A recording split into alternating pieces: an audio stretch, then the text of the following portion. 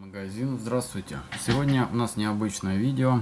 Мы будем сравнивать мини-телефоны. Мы уже делали это ранее, но, к сожалению, к счастью, наверное, или к сожалению, время двигается вперед и появляются все новые и новые такие телефоны. Мы показываем самые популярные из этих моделей.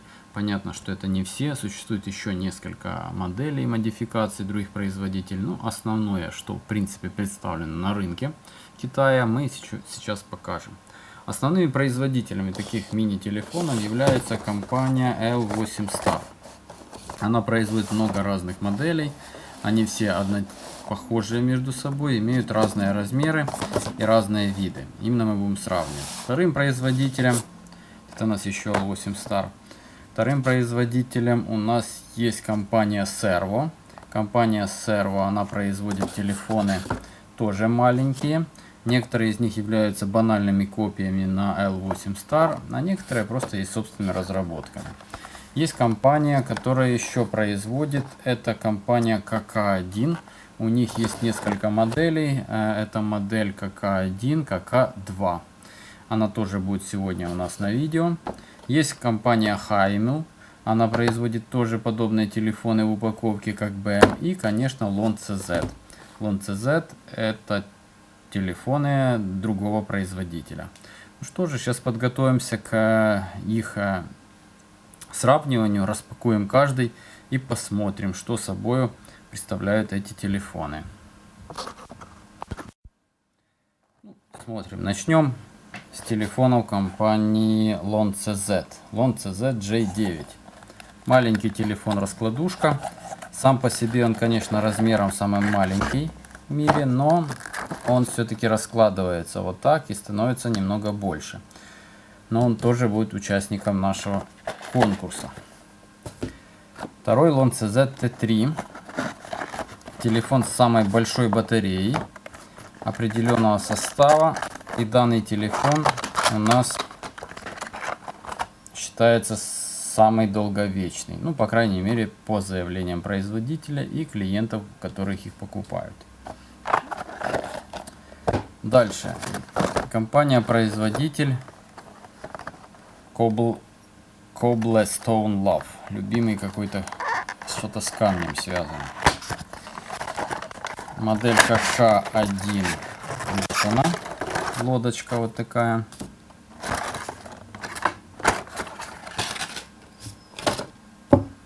Модель KK2.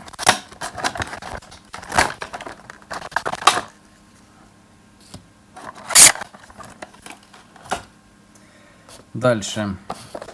Вот такой вот производитель Haimel. Они делают телефоны, что-то связано с автомобилями. Есть еще такой же Bentley.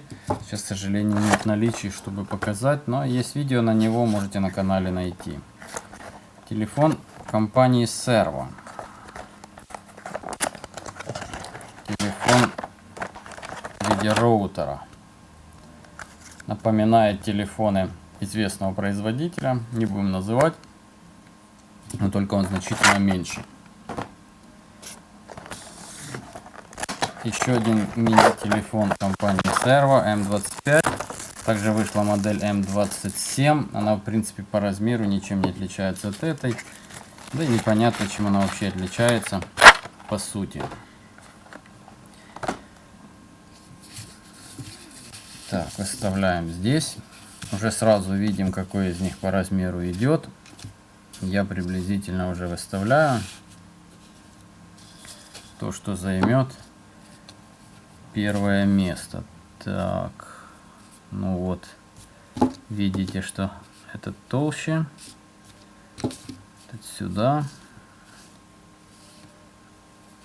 Так вот пока. Переходим к самой популярной компании, производителю подобных телефонов L8 Star. Вот модель BM60. Это раскладушка этой компании. Если разложить, он достаточно крупного размера. Но в собранном виде он у нас займет вот так вот место. Где-то здесь. Модель BM30. Модель BM30 будет модель BM10. Кстати, уже есть модель BM90, сейчас она будет следующая. Она отличается только тем, что она меньше и одна сим-карта. Но очень похожа, кстати, на BM10. Как младший брат. Вот модель BM90. Она будет меньше, чем... Нет, вот ее место. Модель BM50. Самая популярная модель. Когда-то была односимочная, сейчас она двухсимочная, эта модель. Достаточно большая батарейка, но не одна из самых больших. И он попадает даже аж сюда.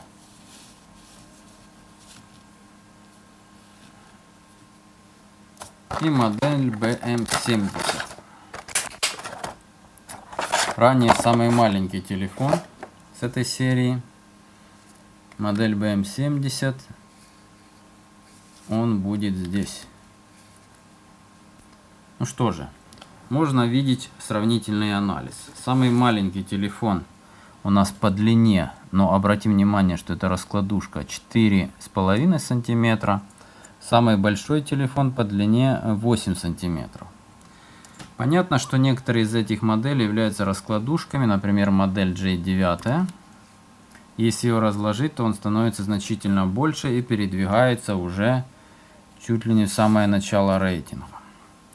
Также модель вот Servo, которая разлаживается вот таким вот образом, она становится сразу первой, как самой большой в разложенном виде. Модель BM60 в разложенном виде, наверное, окажется вот здесь. Поэтому делать рейтинг среди телефонов раскладушек нужно отдельно.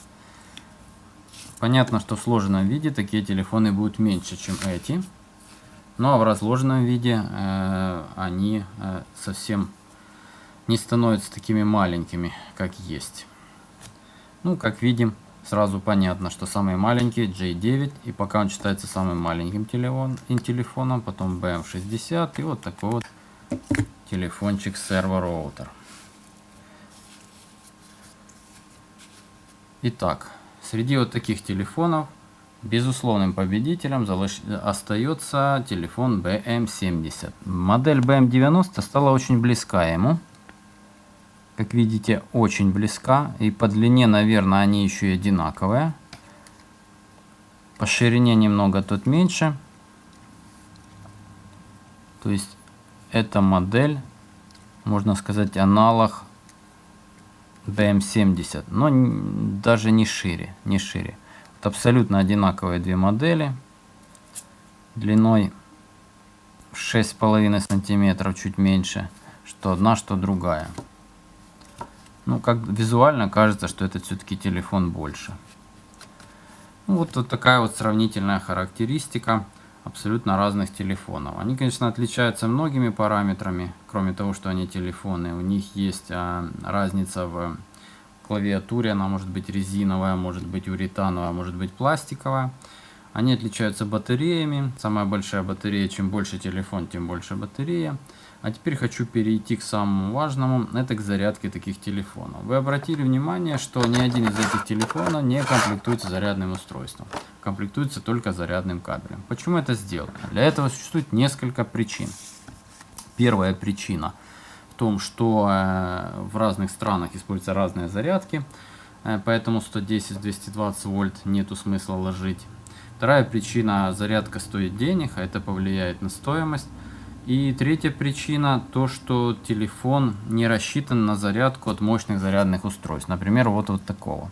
То есть не совсем, вот это 5-амперное, не совсем не рассчитан, а он требует определенного контроля при зарядке такого телефона. Почему? Смотрите, батарейка у них идет от 260 мА до 500 мА.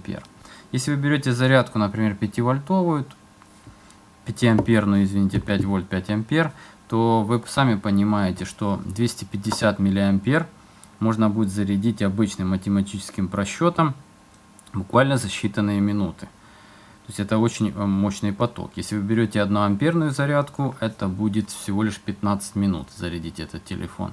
Если вы возьмете, например, 2-амперную, то это уже 7,5 минут. Если же заряжать с помощью 5 амперной, то он должен зарядиться за минуту. На практике это слишком мощное зарядное устройство, вот такое для данных приборов.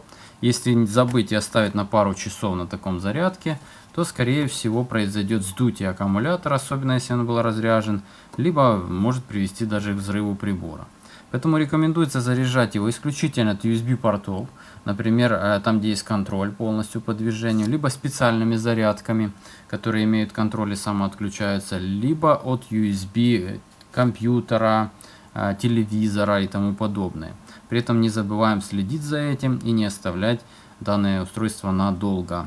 Ни в коем случае нельзя этого делать, потому что могут произойти вот такие казусы, так как устройство не рассчитано. Либо заряжать зарядным устройством не больше 0,1-0,5 ампер, потому что именно это позволяет установить его там на час на зарядку, на полчаса, и тогда вероятность того, что произойдет что-то с батареей, очень низкая.